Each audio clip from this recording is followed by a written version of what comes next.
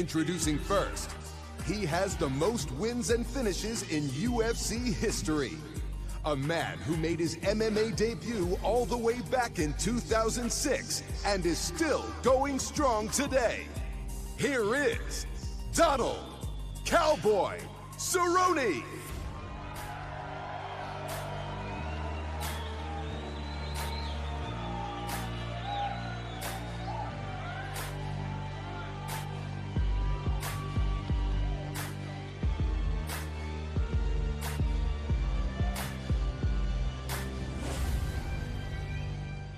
And now, please welcome the Irish superstar, former two-weight world champion, returning for the first time in over 15 months, the notorious Conor McGregor.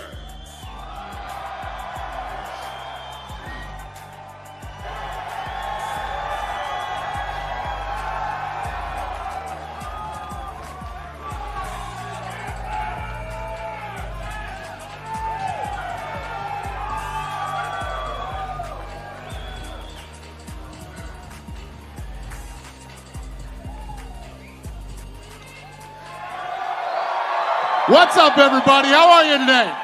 Thanks for coming. We appreciate it. Who has the first question? Conor, I wanted to start with you. It's clear that you've got a much different energy about you this week and the way you're handling things, a much different approach to the fight week, the fight itself. I'm just curious if you can pinpoint the moment that you realized, like, I've got to make a change. I've got to do this much differently than I did last time out. You know, I have not changed too much, to be honest. I am who I am. I've always been. I don't think I've changed too much throughout it, you know. Granted, different opponents, different circumstances, but I'm in a position right now where I'm very, very excited to be here, and I'm very eager to perform for the fans on January 18th. I've got a solid opponent in front of me and a veteran of the game, and I'm just in a good spot, and that's it. I don't think I've changed or altered or you know, I'm just committed and focused and happy to be here. Mostly like I always have been. Conor, during the time away that you had, I mean, obviously you had the legal concerns and everything that was going against you. I just wonder, was there ever a thought in all that maybe you wouldn't be allowed to come back and fight, or maybe you didn't even want to come back and fight and have to come, you know, deal with the hassle, deal with the headaches, when obviously you've got plenty of money in the bank, I would imagine? You'd imagine correct. I'm very, very grateful and I'm just very honored and happy to be here on US soil, back on United States soil, back here in Las Vegas. I've had so many amazing moments here. My life has changed here in America, you know, so I'm very grateful for this country, and I'm very honored to be here and to perform for the people. You know, I'm an entertainer, a fighter and an entertainer, and to come here and entertain these people is something that gets me up in the morning, so I'm very happy. And Conor, you've laid out big plans for 2020, the 2020 season as you're calling it. I'm just curious, I mean, are you able to say beyond a shadow of a doubt, legal troubles, everything, it's all hashed out, there's no potential roadblocks or hurdles that might pop up and slow down this plan for you? Guys, I have done nothing wrong here. I'm in a good spot. I am ready to fight. I am setting out for big goals. I'm going to kickstart UFC's 2020 year big, and I'm going to continue it, you know. It's going to be a mega year here at the UFC and at McGregor Sports and Entertainment. You know that. But I'm very happy. I have a lot of exciting things in the pipeline, and it's damn good to be back. It's damn good to be back. And just one more for Conor. I know that you've got a lot of respect for Cowboy, and as you said, different circumstances. But I'm sure everybody here would appreciate the Mystic Mac prediction of how exactly you get this thing done. You know, I've had my back and forth with Donald throughout the years, right? The last time we spoke to each other or even saw each other would have been at that press conference many years ago. So much has changed since then, right? I was the interim featherweight world champion at the time. Donald predicted I wouldn't get through Aldo. I got through Aldo. He predicted I was too small for the 155-pound division. I conquered that division. You know, we've had a good back and forth, myself and Donald. And as time has gone on, you know, he's become a family man. Obviously, you've seen him compete so many times. It's hard not to respect Donald right now at this stage, and he has my respect. And although there will be blood spilled on January 18th, it will not be bad blood. And for the Mystic Mac prediction, it will be a KO.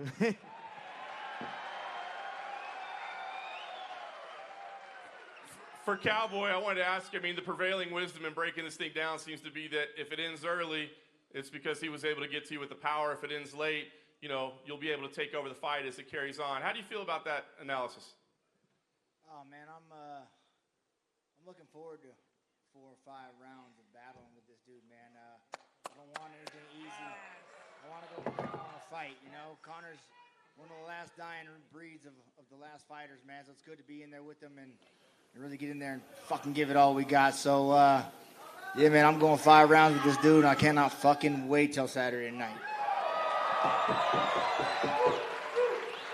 You said yesterday that you didn't quite get the red panty night you were hoping for that was out there. So I'm curious, if you didn't quite get the big paycheck that you thought was coming, what does this fight mean to you? Oh, no, you are mincing my words. You told me Conor said he made $80 million, and I said, well, fucking good for him. That's awesome. He wants to send a little bit of that grease my way. That'd be pretty badass. But this is the fight I wanted. I'm not complaining at all, man. I'm fucking here to have a good time. Like Conor said, we're entertainers, man, so we're here to fucking entertain, blow the roof off this motherfucker. And just one last one for me, Cowboy. I keep hearing you say, I'm going to stand and trade. I'm going to give the fans the fight that they want to see. But I mean, a lot of us believe that your jiu-jitsu is probably superior. Can you tell us where jiu-jitsu or grappling ranks somewhere in the game plan? Like, is it plan B, or is it anywhere in there?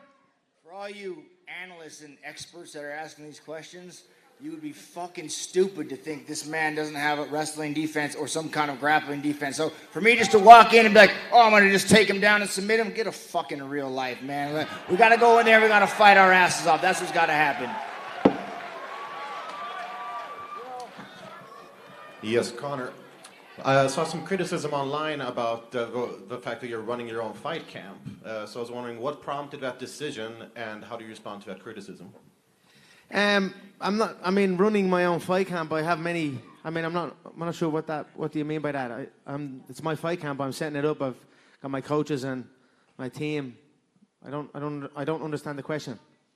Well, basically that there wasn't necessarily the same sort of structure or leadership to it as a conventional. I don't know where you read that because it has been fully structured. I have a team of experts in many different fields, from the conditioning side, from the strength side, from the mixed martial arts side, from the boxing side, and it has been truly structured. I had a set time for my set times for my practices, 11 a.m. and 7 p.m., and I kept both times. I went to bed at a specific time. I woke up at a specific time.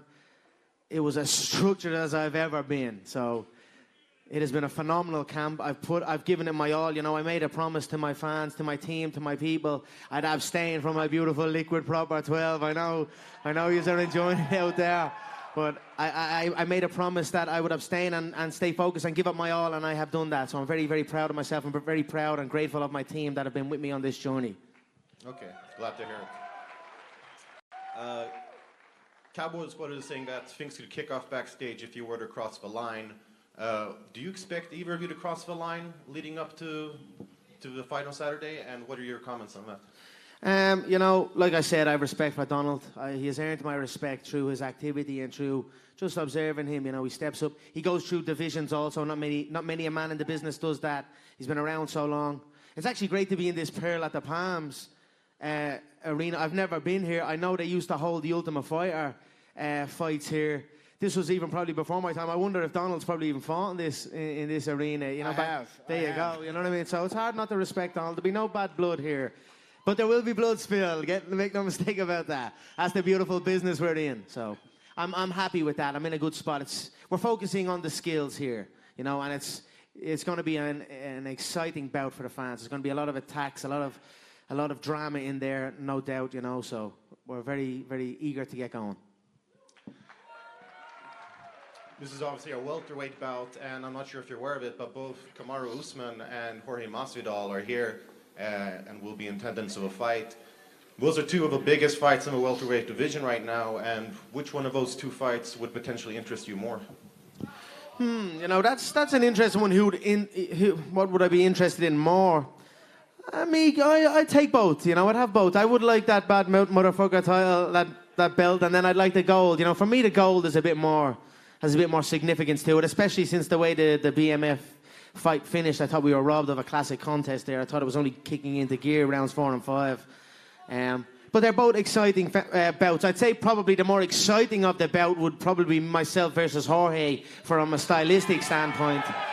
Usman kind of has the similar style of Habib, you know, the sniff the jockstrap style. So, I'm interested for both. You know, we'll see what happens. I'm enjoying myself at 170. I'm underweight right now, so I feel good. I feel energetic, light, fast, accurate, and precise. So, I feel good here. Okay, and last one for me, for Cowboy. Conor has said that, you know, he can win this fight in any division. He can win this fight if he has a flu. What do you make of that confidence, and do you think maybe he's looking past you in any way? No, I don't think he's looking past me at all. I mean, as we're training, as our coaches... That's one hell of a coat, Donald. My God. I got to give credit where credit is due. You know what I mean? I don't know whether you've outdone me. I've got lions on the inside of my baby here. You know what I mean? But that's a damn good coat, brother. What is it now? Was it crocodile or? No, it's python. Python, good man. I'm sure Peter might be here because I got rattlesnakes on and python. So they have a warrant out for me as well, Peter. They're coming for me too. But I used to rock the python shoes a lot when I done the Ultimate Fighter with Uriah Faber. It's a good skin, but you know yourself. We don't want trouble with Peter. Although they're a shady crowd as well. Apparently, there's a lot of. We'll get to that another day. I'm with you. I'm with you. Fuck, I don't remember what you asked me, but...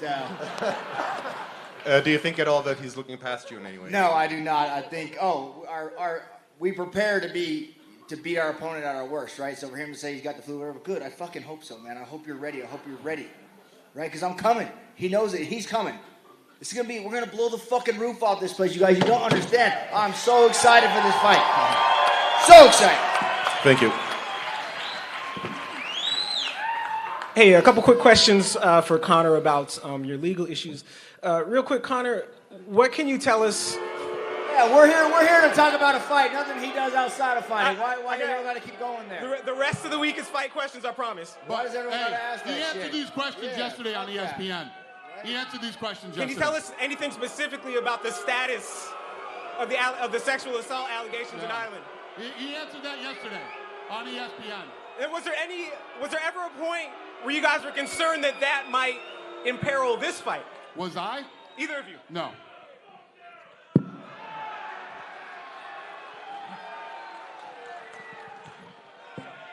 Just a question over here. Conor, you spoke about the Australian market. We see Dana's got that awesome T-shirt on with the Australian map there. Talk to us a little bit about why that market is so significant to you and what they sort of mean to you along with New Zealand.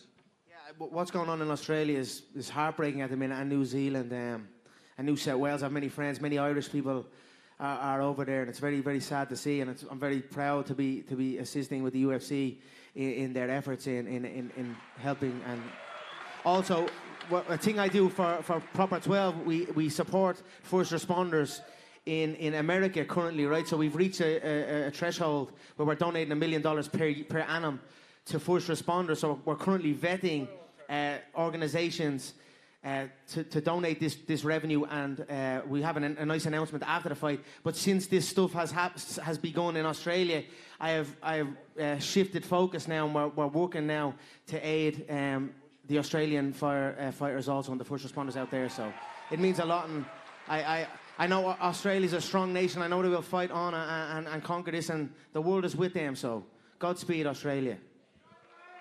Just quickly on Australia, we've obviously got a new champion in Alex Volkanovski. A lot of people are wondering, would you see a sort of pathway to you coming back down and possibly fighting him for that featherweight title?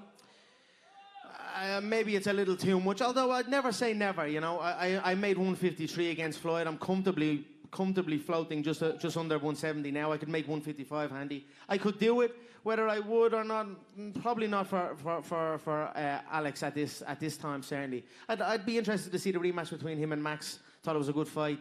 The rise of Australia, right, is phenomenal. I mean, we've got Israel Adesanya. I know he's a New Zealander, and then we've got Robert Whittaker. So it's great to see the Aussies and the New Zealanders rising up in the sport. They're phenomenal fighters, and exciting times. And Cowboy, we saw the footage in the countdown where you're sort of working out, wondering whether or not you're going to get that initial Conor McGregor fight, and we saw the disappointment in your face when you realized it was going to be Nate Diaz. What do you think about the way that this fight has sort of come together all these years later, and do you think ultimately it sort of worked out for the best that you get to fight Conor now? Yeah, I mean, timing is everything. It was like almost like the boy who called wolf. It was like, no. No. So this last time I was like, fuck, I'm going snowmobiling, man. Call me if they give me the fight. I don't know what the hell's going on, but thanks for 170. That was fucking good. Yeah, appreciate that. So yeah, we get to eat, hang out, play with the boy, and go have some fun on Saturday. And I feel like a question that no one's really asked you yet is, if you did win on the weekend, what would your plans be going into the future? Are you focused on maybe staying at 170? There's some big fights there, or would you like to try and get a fight at 155? Maybe try and go for another title shot in the future? Oh man, Dana already knows Sunday I'm calling his ass and we're figuring something out. So that's just what I do. But nah, I'm gonna go play. I'm gonna take my boy up sledding after this fight, and we're gonna go on a vacation. So that's what I'm gonna do next.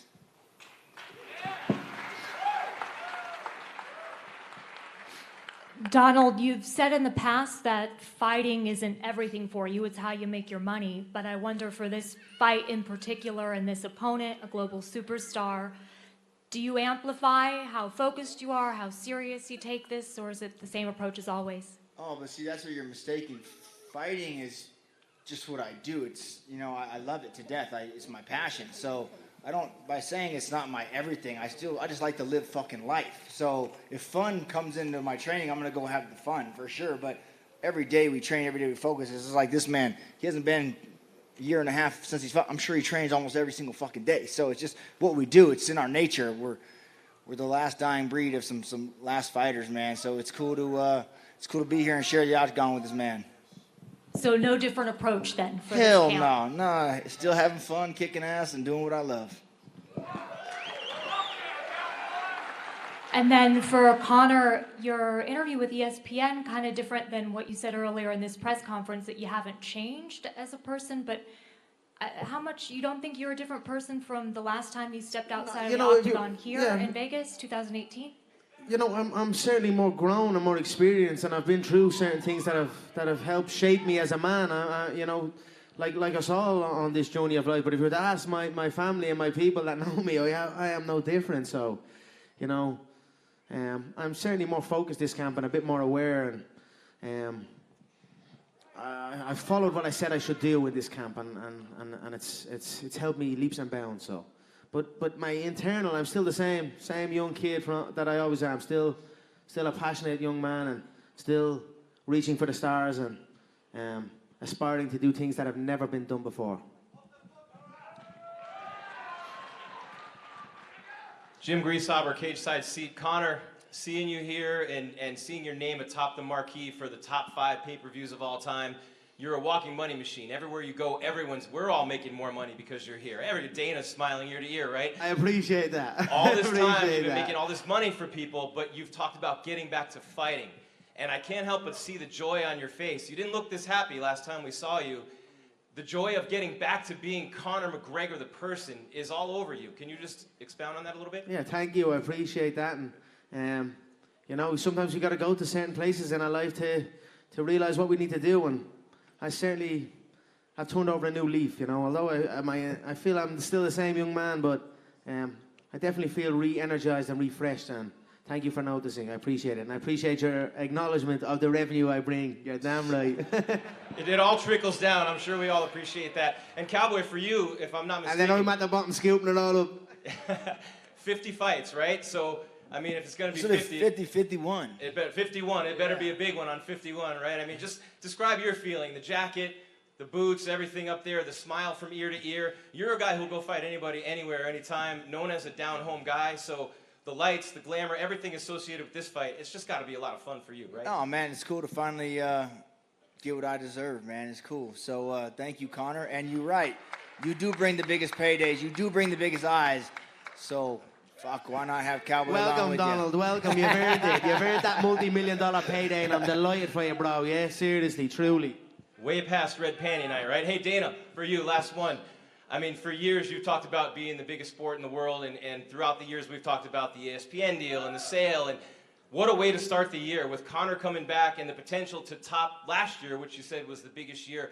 What are your expectations for 2020, starting it off with a fight like this? Yeah, usually we always end the year with a big New Year's fight, and November's always big, and September and January is usually the slowest time of the year for us. So to kick this year off, coming off the most incredible year ever, with a fight like this is awesome. It's fun.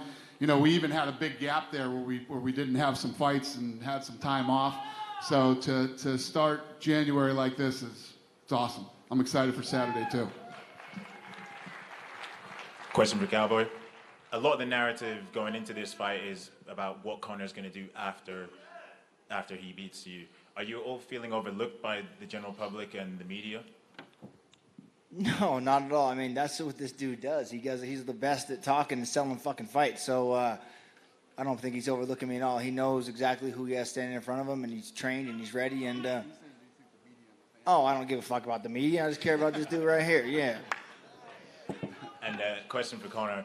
It's been, in November, it'll be 4 years since you last tasted victory. Are you all feeling under pressure to get an emphatic win and get back in the win column?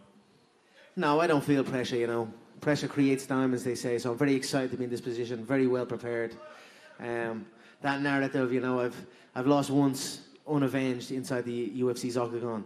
The other defeat was in a boxing ring under a specific set of rules, and so the narrative of that is a little far-fetched, but I'm well prepared. I'm going to put on a phenomenal show this Saturday, and that's it. Sit back and enjoy. And question for Dana. Can you give us any update on the main event for UFC London now? I know there was talks between Tyron Woodley and Leon Edwards. What's the status of that fight? Still working on it. We're still working on it. As soon as it's done, we'll let you guys know. Cheers. Thank you. Thank you. Conor, you've made this walk 100 times. You've had the biggest of fights. How do you keep reinventing yourself and finding a new way to stay motivated with a fight like Cowboy, who is no slouch in the cage?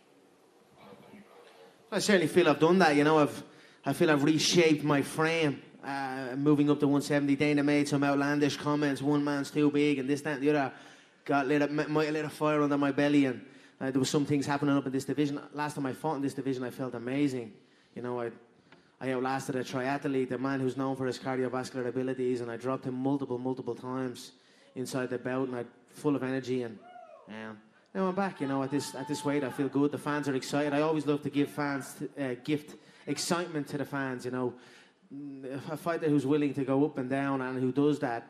You know, there's so many more exciting matches to be made and more great discussions to be had, and you guys, you can write about it and this, that, and the other, and everyone, we're all in a good spot, and I'm honoured and happy to be able to do that, and I'm excited. So, very excited for this year.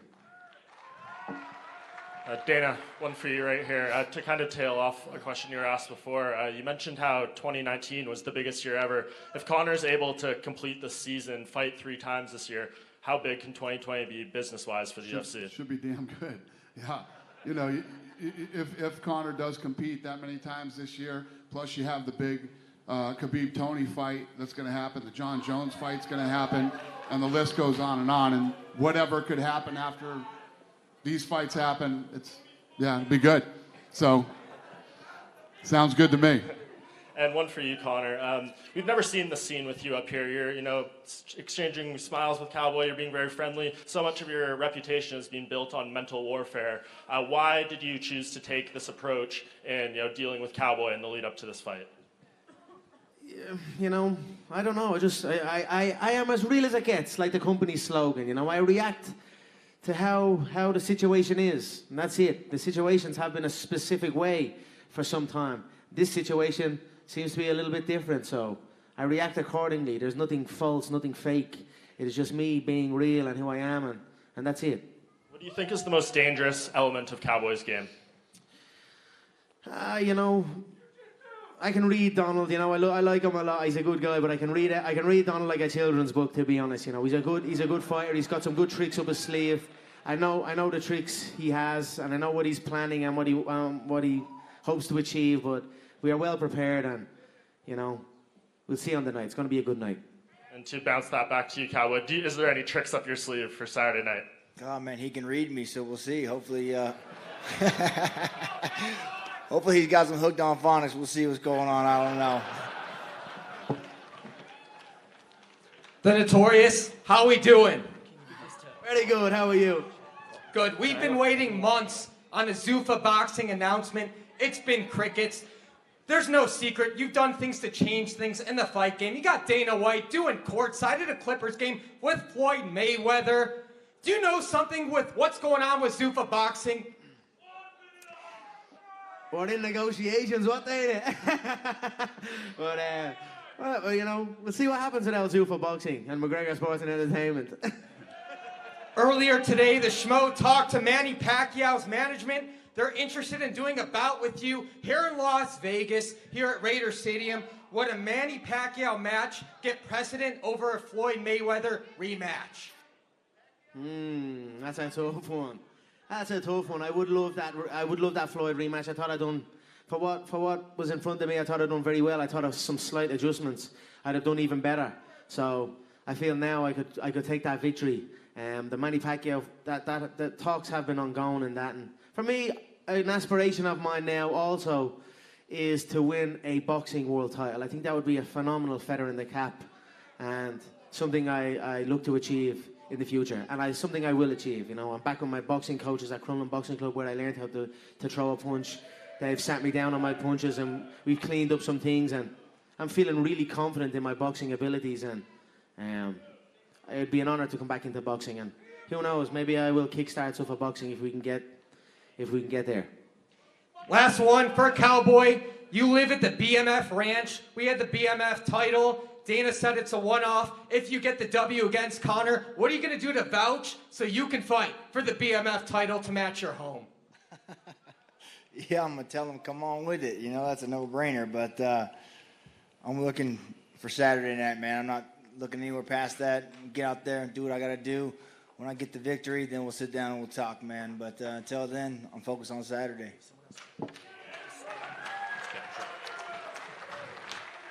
I'm going to take two more questions. Go ahead. This one for Conor. Dana said earlier this week that you don't believe that the Tony Khabib fight is actually going to happen coming up in April, and you'd be ready for that if someone drops out. Is that accurate? Yeah. Well, look at history, right? They were scheduled to fight 4 times, or 4 or 5 times or something. Multiple pullouts on both sides. Even Khabib was supposed to fight Donald multiple times, pulled out, I believe, 3 times. Something wrong with his blood and something. 4 times. 4 times, you know. So they're known for not making that walk. So that would be an accurate statement that I would have made to Dana. Yes. And there's a fight card coming up here in March. There's no main event yet. If things go okay on Saturday, could you possibly turn around quickly? Yes. God willing, we come out here safe from this bout Saturday night. Most certainly, March would be well attainable. And who would that be, you think? Line them fucking up. I do not give it. I couldn't care. Any weight, any division, anything. I'm in prime condition and ready to go. And then Dana, I guess same question. Is that a possibility?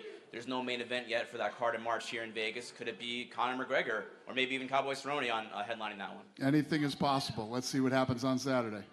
And that's the fight card that it was supposed to be Adesanya versus Romero, and that hasn't come together yet. Is that accurate? Yeah, that's the Adesanya fight. And what's the status of that? Being worked on.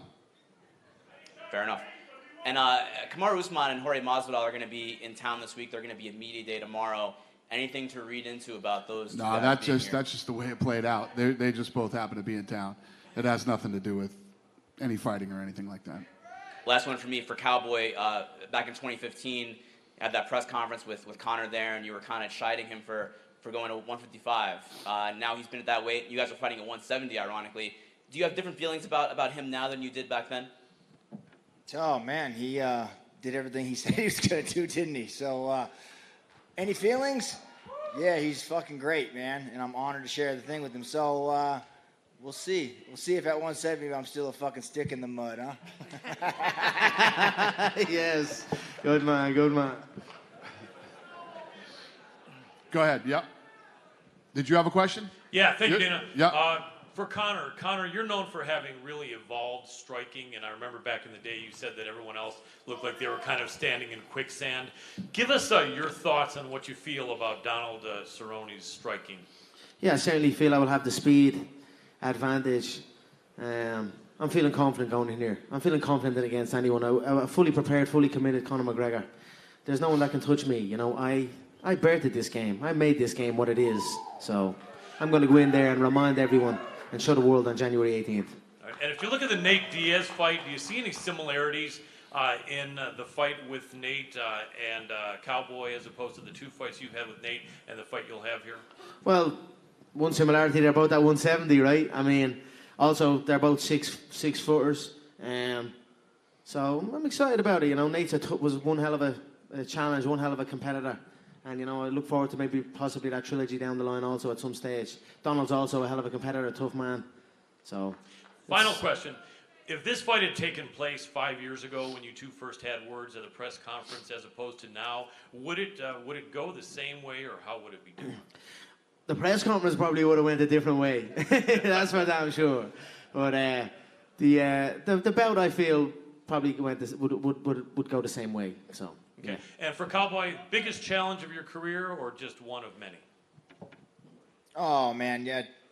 He's the two-time belt-holding champ, man. So you could definitely say this is to date, the toughest battle I've stepped in against. And I'm stoked, man, because this is a Cowboy. Can you fight the big fight? You never make it on the big fight. Well, motherfucker, here's the biggest one. Let's see, huh? Okay. Last quick one for Cowboy. Cowboy, many people say that you really prefer when there's no bad blood and when there is respect and when there is, you know, that kind of camaraderie. And a lot of people say when there isn't, it bothers you. Is there any truth to that? Does it matter to you if people? No, it's just you media guys making bullshit up. Just like they say, if you hug Cowboy in the ring, you're gonna get knocked out. So give me a big old ass hug when we get in there, all right? But no, there's no truth. We're just professionals. Why can't Conor sit here and hold himself like he's doing right? This is fucking amazing. Are you kidding me? I mean, you guys aren't getting the clickbait and all the shit you all want, but as a man, my hat's off to the son of a bitch for sitting here. Excellent. Thank you very much. All right, we'll do one more. You got a question? Yeah. Go ahead, buddy. Ocho Cinco here on behalf of Bleacher Report. Hey, this question's for Conor. Linging over there.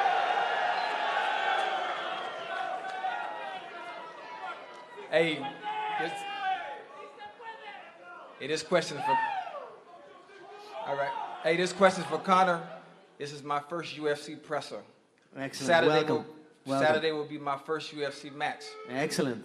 I'm not a gambling man, but if there was an event where I would bet the house, it would be this Saturday. I want to know before I bet this money. How confident are you in Saturday's fight? Welcome to the best show on earth, the Ultimate Fighting Championship. We're honored to have you, sir.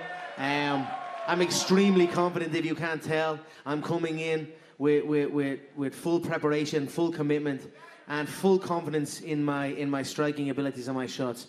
And who knows, maybe a submission, but I'm going to be going for the knockout.